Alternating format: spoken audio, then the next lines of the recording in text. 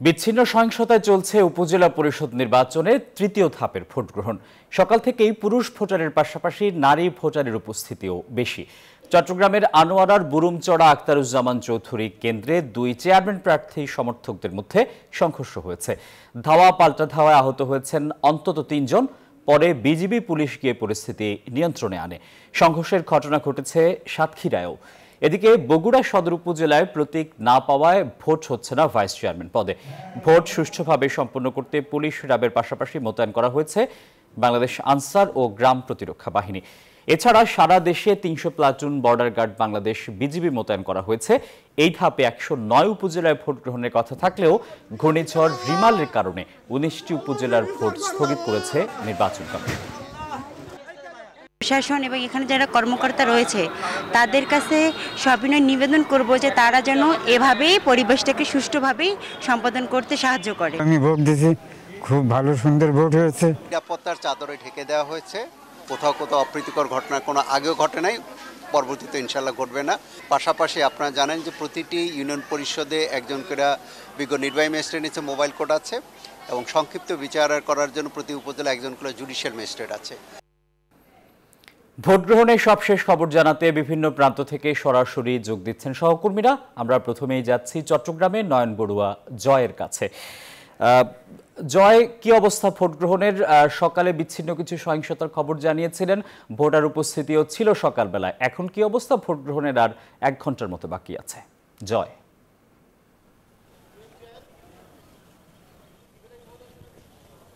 ধন্যবাদ আসিফ টিপু আপনাকে। আর এক ঘন্টা চেয়ে কম সময় আছে, যেহেতু ভোটারদের উপস্থিতি একেবারে কম আমরা দেখছি, যেহেতু সংঘর্ষের ঘটনা ঘটেছে। আমি যে কেন্দ্রে আছি বুরুমচড়া সরকারি প্রাথমিক বিদ্যালয় ছমাদিয়া, তো এই কেন্দ্রে সংঘর্ষ হচ্ছে দফায় দফায়। আপনি দেখতে পাচ্ছেন যে রাস্তার দুই দিকে আমরা দেখছি দুই পক্ষের যে অবস্থান, তাদের অবস্থান আমরা দেখছি। কোনো ভোটার আবার মাঝে মাঝে আসে, ভোট দিতে আসে, আবার দেখা যায় জাল ভোটও হচ্ছে। তো কোনো সময় সেই দৃশ্যগুলো আমাদের ক্যামেরা চোখে কিন্তু আমরা দেখানোর চেষ্টাও করেছি। তবে প্রশাসন যখন আসে, র্যাব, পুলিশ এমনকি বিজিবি, তাদের সতর্ক অবস্থান আমরা দেখছি। এখনো বিজিবির অবস্থান আপনি দেখতে পাচ্ছেন। আমরা যে কেন্দ্রে আছি, যেহেতু দফায় দফায় সংঘর্ষ হচ্ছে, তার কারণে এই কেন্দ্রে সব মিলে বলা যায় কোনো জায়গায় সংঘর্ষ, আবার কোনো জায়গায় ব্যালট ছিনতাই, আবার কোনো জায়গায় সংঘর্ষ, আবার কোনো জায়গায় ব্যালট ছিনতাই, আবার কোনো জায়গায় কেন্দ্র স্থগিত, আবার কোনো জায়গায় আমরা দেখেছি কিছুক্ষণ ভোট গ্রহণ বন্ধ ছিল, আবার এর পরপরে আবার ভোট গ্রহণ শুরু হয়েছে। যেহেতু আর সময় খুব কম, যে যারা ভোট এখনো পর্যন্ত দেয়নি তারা ভোট দেওয়ার জন্য এখন আসছে। তবে সুষ্ঠুভাবে কিন্তু অনেক সকাল থেকে আমরা দেখেছি ভোটারদের উপস্থিতি অনেক বেশি ছিল। এই কেন্দ্রেও ভোটারদের উপস্থিতি ছিল অনেক বেশি। পুরুষ ভোটারদের পাশাপাশি নারী ভোটারদের সংখ্যা কিন্তু এখানে ছিল অনেক বেশি। তবে যখন সংঘর্ষের ঘটনা ঘটে তখন কিন্তু কিছুটা ভোটার এখান থেকে চলে যায় ভোট না দিয়ে। আবার এখন একটু পরিস্থিতি ভালো, তার কারণে তারা ছুটে আসছেন ভোট দেওয়ার জন্য। এই ছিল আমার এখানকার সর্বশেষ। ফিরে যাচ্ছে, আমার সহকর্মী অপেক্ষা করছেন কুমিল্লা জীবনের কাছে।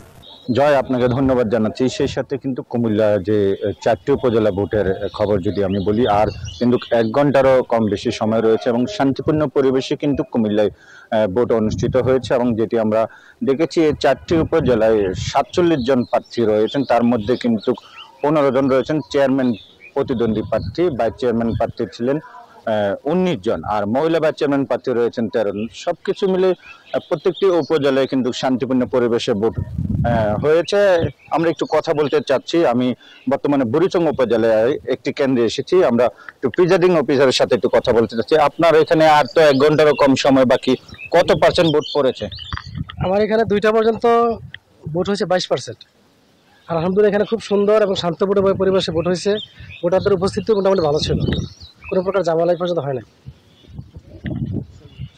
খুব ভালো ভোট হয়েছে। ধন্যবাদ আপনাকে। তো এই ছিল কুমিল্লা থেকে আমার কাছ থেকে সর্বশেষ। আমি যাচ্ছি, আমার আরেকজন সহকর্মী আছেন ফেনীতে, রতন, আপনি জানাবেন বিস্তারিত।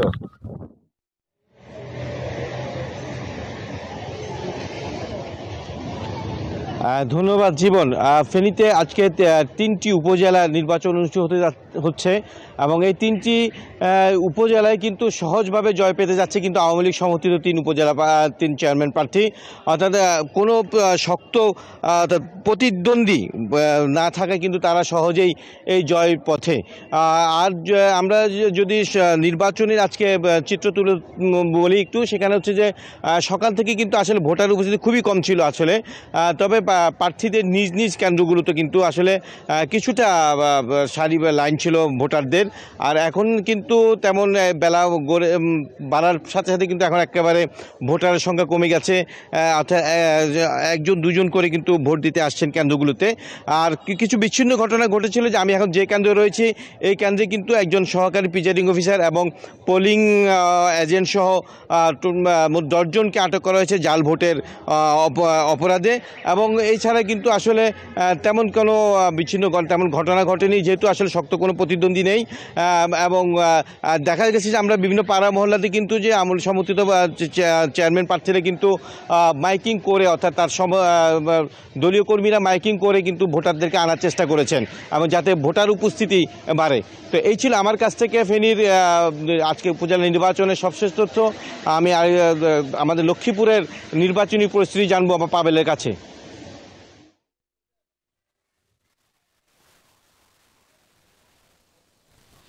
ধন্যবাদ রতন। আপনি যেমনটি ফেনীর কথা বলছিলেন, আসলে লক্ষ্মীপুরে সদর উপজেলা পরিষদের নির্বাচন অনুষ্ঠিত হচ্ছে 3য় ধাপে।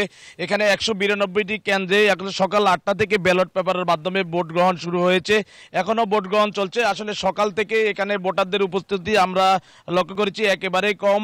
আমরা বেশ কয়েকটি কেন্দ্র ঘুরেছি, এখানে 5-7 জন 2-1 জন করে এভাবে ভোটাররা এসে তাদের ভোটাধিকার প্রয়োগ করছেন। আমরা কথা বলেছি এখানে নির্বাচন সংশ্লিষ্ট কর্মকর্তাদের সঙ্গে, আমাদেরকে দুপুর 2টা পর্যন্ত যে ভোট কাস্টিংয়ের সংখ্যা জানিয়েছেন যে এখানে প্রায় 10% ভোট কাস্টিং হয়েছে বলে এখানে নির্বাচন সংশ্লিষ্ট ব্যক্তিবর্গ বলেছেন। আমরা এখন যে কেন্দ্রে রয়েছি সেটি সাকচর সরকারি প্রাথমিক বিদ্যালয় কেন্দ্র। এই বিদ্যালয়ে 3590 ভোটের মধ্যে মাত্র 400 ভোট কাস্টিং হয়েছে বলে এখানকার প্রিজাইডিং কর্মকর্তা জানিয়েছেন। এবং আমাদের এখানে যে প্রিজাইডিং কর্মকর্তা রয়েছেন আমরা একটু যদি কথা বলতে চাই যে এখানে ভোটের উপস্থিতি কেমন, একটু সংক্ষেপে যদি বলেন। ভোটার উপস্থিতি প্রায় 12% মতো হয়েছে, সকালে আস্তে আস্তে এসেছে, বাট এখন কম আছে, আবহাওয়া একটু বৈরী আবহাওয়া আছে, আস্তে আস্তে আসছে, পরিস্থিতি একদম কম। বাট আইনশৃঙ্খলা বাহিনী খুবই তৎপর, কিছুক্ষণ পর পরে আসছে। ধন্যবাদ। আসলে আপনি যেমনটি শুনছিলেন যে আইনশৃঙ্খলা বাহিনীর সতর্ক অবস্থানে এখানে সুষ্ঠু এবং শান্তিপূর্ণ ভোট অনুষ্ঠিত হচ্ছে। এ ছিল লক্ষ্মীপুরে নির্বাচনের সর্বশেষ তথ্য। আমি ফিরে যাব স্টুডিওতে। অনিয়ম, কেন্দ্র দখল, জাল ভোট ও এজেন্টকে মারধরের অভিযোগে নোয়াখালীর কোম্পানীগঞ্জে 2 চেয়ারম্যান প্রার্থী ভোট বর্জন করেছেন। দুপুর 12টায় অভিযোগ করেন তারা যে সকাল 9টা থেকে বসিরহাট পৌরসভার মেয়র আব্দুল কাদের মির্জা সমর্থিত মেয়র প্রার্থীর লোকজন বিভিন্ন কেন্দ্রে হামলা চালিয়ে কেন্দ্র দখল এবং অপর প্রার্থীদের এজেন্টদের বের করে দেওয়ার অভিযোগ করেন। এদিকে সুনামগঞ্জের দুয়ারাবাজার সরকারি মডেল উচ্চ বিদ্যালয় ভোট কেন্দ্রে ছুরি নিয়ে প্রবেশ করায় এক প্রার্থীর এজেন্টকে 6 মাসের কারাদণ্ড দিয়েছেন senior judicial magistrate Abdul Halim.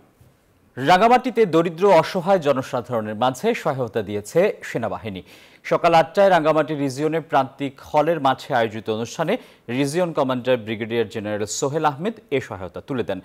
এসব দিনে ক্ষুদ্র নেগোষ্ঠী ও বাঙালি পরিবারকে আত্মকর্মসংস্থান সৃষ্টির লক্ষ্যে সেলাই মেশিন, ঢেউটিন, মাদ্রাসার জন্য ফ্যান এবং দুস্থ ব্যক্তিকে চিকিৎসায় 1,26,000 টাকা আর্থিক অনুদান প্রদান করেন। রাঙ্গামাটি রিজিয়ন কমান্ডার বলেন, জনসাধারণের কল্যাণার্থে সেনাবাহিনীর এ ধরনের সেবামূলক কার্যক্রম ভবিষ্যতেও অব্যাহত থাকবে।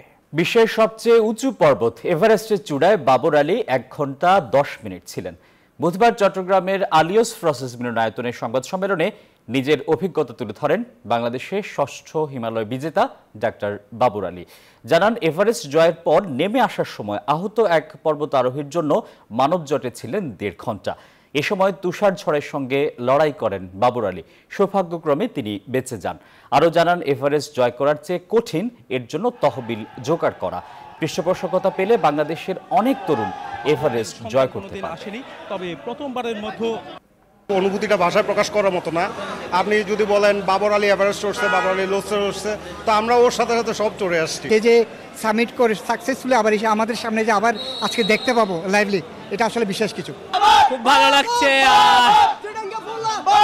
ডেফিনেটলি হচ্ছে দেশকে সবসময় রিপ্রেজেন্ট করতে পারে, এটা খুব ভালো অনুভূতি। একই অভিযানে 2টা 8000 মিটার পর্বত হচ্ছে একটু মুশকিল আর কি সবসময়ই, তো এটাই সবচেয়ে বড় চ্যালেঞ্জ। চট্টগ্রাম বন্দর জেটিতে জাহাজ নোঙর করার পর চলছে পণ্য ওঠানামা। বন্দর জেটি থেকে শুরু হয়েছে কন্টেনার ডেলিভারি কার্যক্রম। বন্দর সচিব ওমর ফারুক জানান, ঘূর্ণিঝড় রিমালের প্রভাব কমে আসায় সোমবার বিকেলের পর চট্টগ্রাম বন্দরে জাহাজ ফেরত আনার উদ্যোগ নেয় বন্দর কর্তৃপক্ষ। গভীর সাগর থেকে 19টি জাহাজ চট্টগ্রাম বন্দরের জেটিতে অবস্থান করছে। এছাড়া পণ্য খালাস বন্ধ করে গভীর সাগরে ফেরত পাঠানো 49টি খোলা পণ্যবাহী জাহাজ বহির্নগরে ফিরতে শুরু করেছে বলেও জানান তিনি।